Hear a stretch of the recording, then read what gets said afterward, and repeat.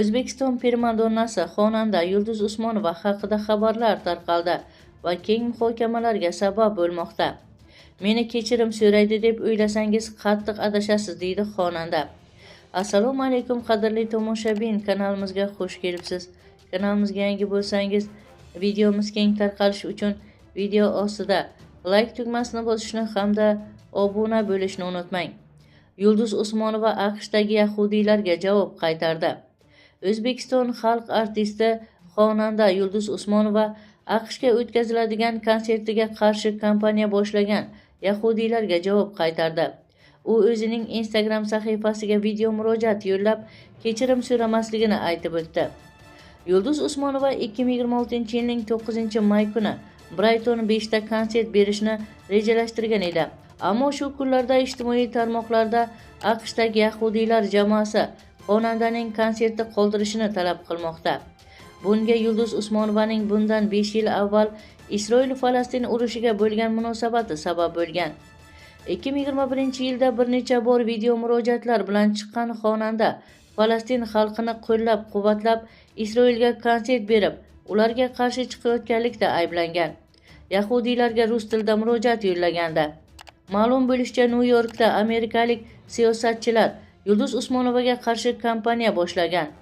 Nassau okrugi rahbari, Nyu-York shtati gubernatori lavozimiga nomzod Bruce Blickman va Nyu-York shtati assambleyasi deputatlari Michael Novakov va Alek Brusni bu borada faol.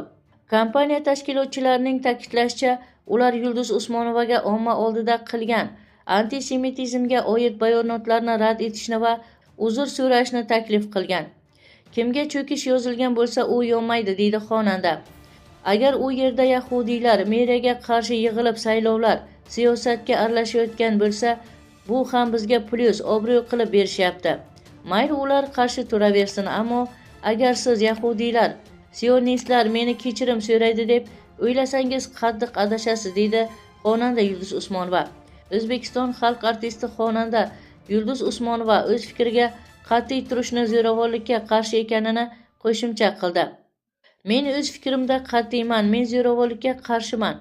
Bu birinchidan, ikkinchidan Falastin doim ozod bo'lsin.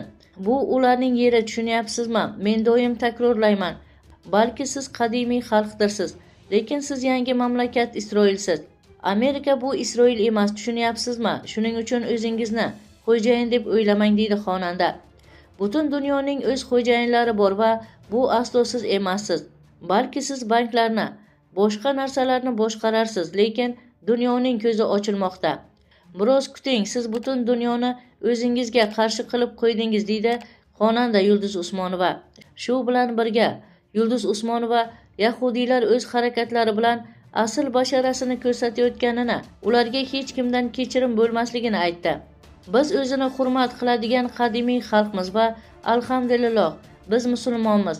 O'z dinimizni, o'z millatimizni, o'zimizning qadimiy vatanimizni hurmat qilamiz. Ana shunaqa. Shunday ekan yigitlar, xafa bo'lmanglar. Qancha g'azablanmang, bugun saylovlar o'tadi. Siz bu bilan menga faqat obro' qo'shasiz. Hatto qiladigan ishingiz yo'qligidan hammangiz menga qarshi yig'ilganingiz xursand qildi. Demak, men sizlarni yaxshigina qimirlatib qo'ya olaman. Menga yo'l ko'rsatdingiz, yaxshi. Lekin baribir biz konsertlarga ko'rishamiz. Bu safar bo'lmasa, balki keyingi safar, deydi xonanda. O'ylaymanki, chiptalar doim sold out bo'ladi, chunki Alloh menga iste'dod bergan ekan, men kuylayman, deydi xonanda. Insoniyat uchun kuylayman. Hammangizga yo'l ochiq, adolat esa inshaalloh g'alaba qozonadi, deydi xonanda Yulduz Usmonova. Qadrli tomoshabin, sizga yetkazmoqchi bo'lgan xabarlarimiz shundan iborat edi. Shu va shu kabi xabarlarni o'tkazib yubormaslik uchun video ostida like tugmasini bosishni hamda obuna bo'lishni unutmang.